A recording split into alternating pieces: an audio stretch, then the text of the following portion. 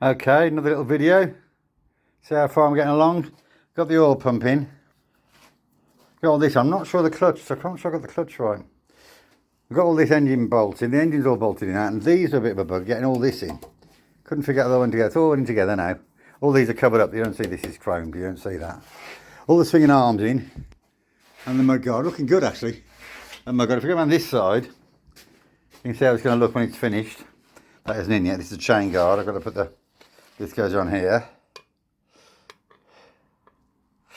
This is quite nice. I'm a bit annoyed about some of the chrome. It looks a bit pitty here still. Nicely painted forks. I got all this in. All these swinging arm, all the centre stand. Whoops, a daisy.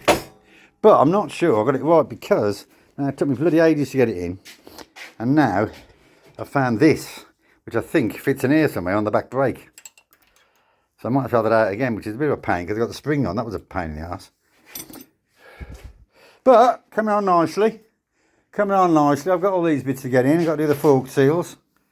But all these, see all the drum brake, the brakes looking lovely. This is all the switch gear.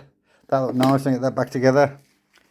All these bits, bit of bars and levers. I've got some other stuff here, chromed up. Headlamp and stuff and the mud guards.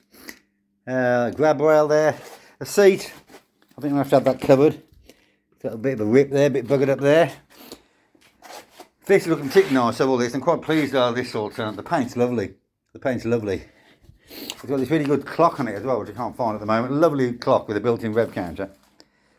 Anyway, I suppose I'm about halfway there.